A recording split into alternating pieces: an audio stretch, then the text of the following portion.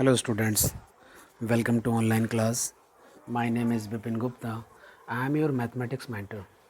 हम लोगों ने टॉपिक स्टार्ट किया था section formula and mid find formula, ठीक है। इसके हम लोगों ने 2 एक्सरसाइज कर लिए थे। आज हम लोग 13C को देखते हैं और 13C के यहाँ से आप स्क्रीनशॉट ले लें तो ठीक रहेगा। हम लोग थर्ड न्यूमेरिकल से स्टार्ट करेंगे, नहीं तो ऐसा करते हैं कुछ न्यूमेरिकल्स को स्किप कर देते हैं। मैं 5th से स्टार्ट करूँगा, न्यूमेरिकल नंबर 5th से स्टार्ट करूँगा।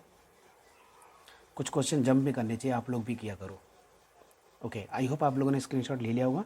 मैं 5th के फर्स्ट पार्ट से स्टार्ट कर रहा हूँ आज की क्लास।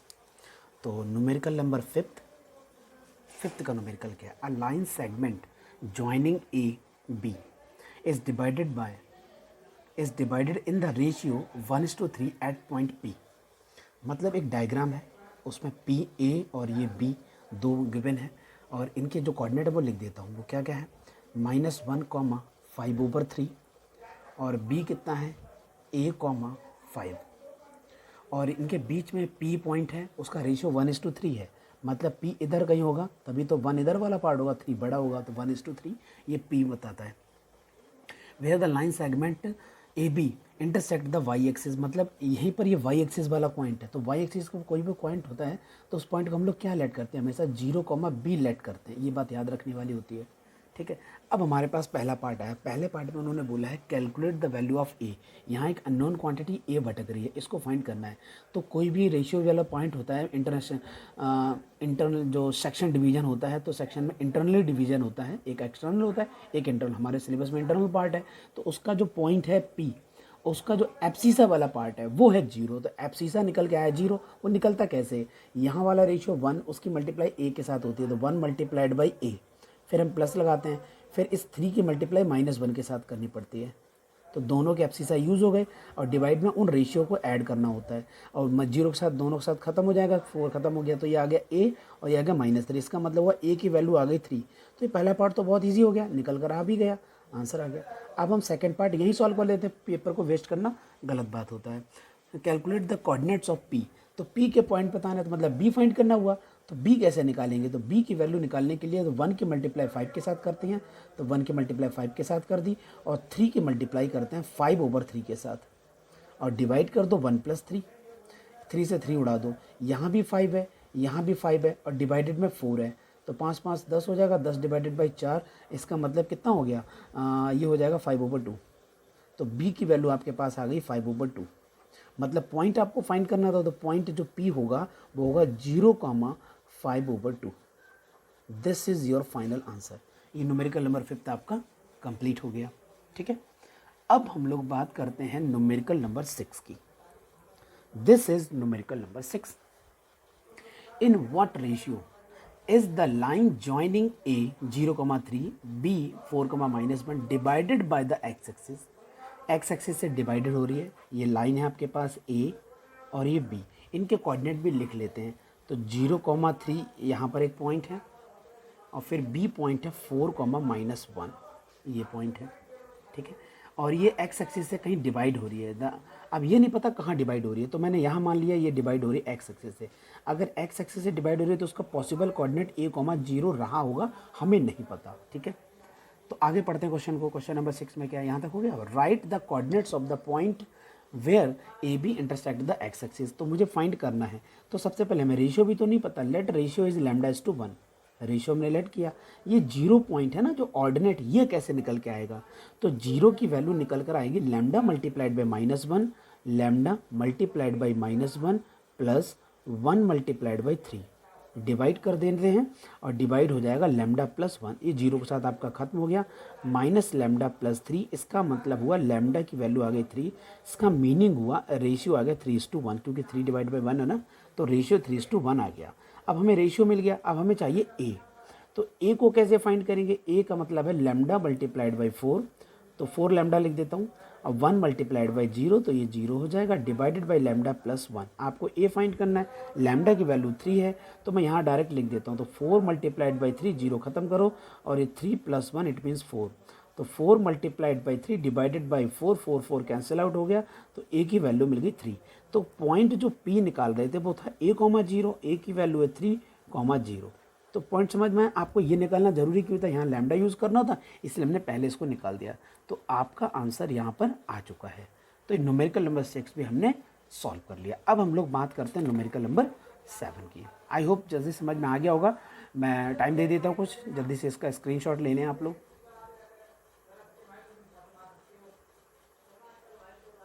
ठीक है, इतना टाइम काफ़ी है आपको स्क्रीनशॉट लेने में। फाइन, अब हम लोग आगे बढ़ते हैं। तो अब ये न्यूमेरिकल नंबर है हमारे पास 7th, तो हम लोग 7th न्यूमेरिकल करेंगे पहले। तो 7th न्यूमेरिकल में क्या है, the mid point of the segment A B, the mid point of the segment A B as on in diagram. एक डायग्राम गिवन है, डायग्राम बना देता हूँ आप लोगों के लिए। यहाँ पर ये एक्स एक्सिस है, ये वाई एक्सिस है, और यहाँ से एक लाइन ड्रॉ हो रही है, इसको उसने ए बोल रहा है और इसको उसने बी बोला है, और यहाँ पर मिड पॉइंट कह दिया, उसको उसने सी का नाम दिया है। कोऑर्डिनेट 4,-3 रखे हुए हैं। एक्स वाला पार्ट है, ये 90 डिग्री एंगल होता है और ये ओरिजिन होता है, और ये वाई एक्सिस डाउन साइड जा रहा है। ये पूरी इन्फॉर्मेशन आ गई डायग्राम की। ये डायग्राम इन्फॉर्मेशन में दिया हुआ है। The mid point of the line segment A B as shown in the diagram is C 4,-3। Write down the coordinates of A and B. तो ए एक्स एक्सिस पर coordinate क्या हो सकता है, a,0, बी वाई एक्सिस पर coordinate क्या हो सकता है, 0,b। ये पॉसिबल कोऑर्डिनेट है, ये हम लेट कर लेते हैं हमेशा। अब मिड पॉइंट है तो 1:1 रेशियो लगेगा। मिड पॉइंट का कॉन्सेप्ट क्या होता है कि पॉइंट का अगर मैं ये वाला एब्सिसा निकालेंगे तो कैसे निकालेंगे, 0 + a डिवाइडेड बाई 2। ये मिड पॉइंट हो गया, 4 दूनी 8, ये 8 हो गया, यहाँ पर a हो गया, तो a की वैल्यू 8 आ गई। मतलब क्या होगा, a का जो कोऑर्डिनेट है वो 8,0 रहा होगा। अब हम देखते हैं -3 से क्या इन्फॉर्मेशन मिलती है। ऑर्डिनेट है ना जो, ये -3 है, ये निकलेगा b + 0 डिवाइडेड बाई 2 के साथ। तो यहाँ से आपको -6 मिल रहा है b की वैल्यू। तो अब आपको पता चल रहा है कि जो b कोऑर्डिनेट है वो 0,b है, इट मीन 0,-6 हो गया। तो आपके पास आंसर आ गया। तो कितना आसान था इस न्यूमेरिकल को सॉल्व करना, ठीक है ना। तो अब हम बात करते हैं न्यूमेरिकल नंबर 8 की। ये न्यूमेरिकल नंबर 7 आपका कंप्लीट हो गया है। अब हम बात करते हैं न्यूमेरिकल नंबर 8 की। A B is a diameter of a circle with centre C. मतलब एक सर्कल है, सर्कल मैंने एट रैंडम बना दिया, मेरे डायग्राम पे मत जाना, मैं वैसे डायग्राम भी अच्छा बना लेता हूँ पर जल्दबाजी में बन गया, ठीक है। इस मैंने सेंटर की मार्किंग कर दी है। Center is C and coordinate is -2,5। If A भी डायमीटर बोला ना, तो ए को मैंने यहाँ रख दिया है, बी को मैंने यहाँ रख दिया, ए बी डायमीटर हो गया, सी मिड पॉइंट है, ए कोऑर्डिनेट है 3,-7, 3,-7, this point is A. Length of radius A C की लेंथ फाइंड करनी है, तो ये भी गिवन है, ये भी गिवन है, तो हम ए सी फाइंड कर पाएंगे। तो सबसे पहले मैं ए सी फाइंड कर देता हूँ, क्योंकि पहले पार्ट में ए सी पूछा गया। तो 2 पॉइंट जब गिवन होते हैं तो डिस्टेंस फॉर्मूला लगा देते हैं सीधा, x2 - x1 का whole square plus y2 - y1 का होल स्क्वायर और पूरे पे स्क्वायर रूट। तो x2 - x1 तो -2 - 3 उसका होल स्क्वायर, x2 - x1 का whole square plus y2 minus और -7 है तो हो जाएगा प्लस उसका होल स्क्वायर। ये मिलेगा -5 का स्क्वायर होता है 25, यहाँ मिलेगा 7 5 12, 12 का स्क्वायर 144, यहाँ मिलेगा आपको 169, 5 और 9, और इसका रिजल्ट होता है 13। और यहाँ पर ऐसा कुछ लिखा नहीं सेंटीमीटर कुछ नहीं, तो हम लिखेंगे यूनिट, क्योंकि हमेशा लेंथ जो होती है वो यूनिट में होगी, तो यूनिट्स लिख देंगे, ठीक है। तो ये फर्स्ट पार्ट आपका कंप्लीट हो गया। And what about second part, the coordinate of B. अब बी कोऑर्डिनेट, ये तो नहीं बोला कि ये जो सेंटर है वो मिड पॉइंट है, ये बाय डिफॉल्ट हमको पता है, क्योंकि ये अगर रेडियस है, ये रेडियस है, तो दोनों डिस्टेंस बराबर है, इसका मतलब ऑटोमेटिक मिड पॉइंट फॉर्मूला हो गया। तो हमने बी के कोऑर्डिनेट को a,b लेट कर लिया। तो अब देखते हैं कि ये वाला -2 कैसे निकलता है। -2 निकल के आता था अगर मैं 3 में a को ऐड कर दूं और डिवाइड 2 कर दूं, तो ये आपके पास -2 निकल के आ जाता था। यहाँ पर आप देखेंगे तो -4 मिलेगा और a + 3 मिलेगा, तो a की वैल्यू कितनी मिलेगी, -7। अब हम लोग देखते हैं 5 कैसे निकल के आता है इनका। तो 5 की वैल्यू कैसे निकाली जाएगी, -7 में आप b ऐड कर दें, डिवाइड 2 कर दें, तो ये आपके पास 10 हो जाएगा, -7 + b हो जाएगा, तो b की वैल्यू आपको 17 मिलेगी, ठीक है। तो आपके पास b जो कोऑर्डिनेट फाइंड करना था वो a,b था, मतलब -7,17 आपके पास फाइनल आंसर होगा, ठीक है। आई होप आपको समझ गए होंगे ये न्यूमेरिकल जो था। तो ये न्यूमेरिकल बहुत अच्छा न्यूमेरिकल है, आपके प्रैक्टिस के लिए बहुत शानदार न्यूमेरिकल रहेगा। तो अब हम लोग बात करते हैं न्यूमेरिकल नंबर 9 की। तो न्यूमेरिकल नंबर 9 में क्या है? Okay, this is numerical number 9. Find the coordinates of the centroid of the triangle A B C whose vertices. तो ट्राइंगल एट रैंडम हम लोग बना लेते हैं, कैसा भी, ए बी सी की मार्किंग भी कर लेते हैं और इनके कोऑर्डिनेट को मैं मेंशन कर देता हूँ. -1,3 गिवन है एंड 1,-1 गिवन है एंड 5,1 गिवन है. सीक्वेंस से लिखा है, ए बी सी सीक्वेंस से बोली जाती है, तो ए बी सी हमने ऐसे लिख दिया. अब सेंट्रॉइड का फॉर्मूला क्या था? याद करो कि अगर मैं वर्टेक्स से सामने वाले साइड का मीडियन ड्रॉ करता हूँ, सामने वाली साइड पर वर्टेक्स से सामने वाली साइड पर मीडियन ड्रॉ करता हूँ सपोज, तो जहाँ पर कट होता है वही होता है जो जी. यही तो सेंट्रॉइड है. तो सेंट्रॉइड के लिए हम लोगों ने फॉर्मूला क्या देखा था? x1 + x2 + x3/3 y1 + y2 + y3/3. यही आंसर था. तो हम लोग सबसे पहले जी निकाल रहे हैं, तो जी को आपने क्या किया है, लेट a, b. आप फॉर्मूला लिखना चाहो तो फॉर्मूला लिख दो. एक आई एम सॉरी, जो a की वैल्यू होती है वो x1 + x2 + x3/3 और जो b की वैल्यू होती है वहाँ पर लिखते हैं y1 + y2 + y3/3 where x1, y1 is the vertex and x2, y2 another vertex and third one is x3, y3. ये तीनों वर्टेक्स हो गए, तो वर्टिसेस बोल देते हैं एक साथ. ठीक है, तो अब मैं यहाँ पर फॉर्मूला यूज़ करने के बाद आंसर निकालता हूँ. तो ए की वैल्यू क्या आएगी?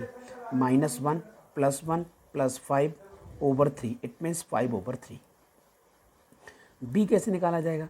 3 - 1, क्योंकि यहाँ पर प्लस करते हैं तो माइनस ही हो जाएगा, और अगेन +1 डिवाइडेड बाई 3. तो 3 से 3 कट हो जाएगा, 1 से 1 कट हो जाएगा, 3 × 1 = 3, ये आ गया 1. इसका मतलब हुआ कि आप जो सेंट्रॉइड निकाल लें वो a, b है और ये 5/3, 1 ये आपका फाइनल आंसर आ चुका है. ये आपका फाइनल आंसर आ चुका है. ठीक है, तो आई होप आपको समझ में आ चुका होगा ये न्यूमेरिकल.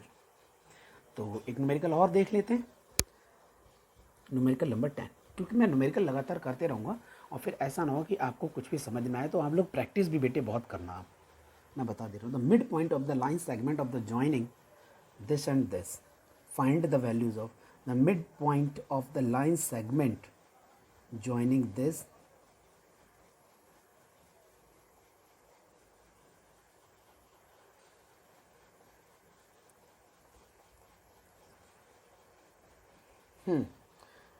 मतलब दो कोऑर्डिनेट गिवन है. मैं क्वेश्चन को रीड कर देता हूँ. क्वेश्चन नंबर 10 है ना. The mid point of the line segment joining, जो पॉइंट हैं वो लिख देता हूँ 4a, 2b - 3.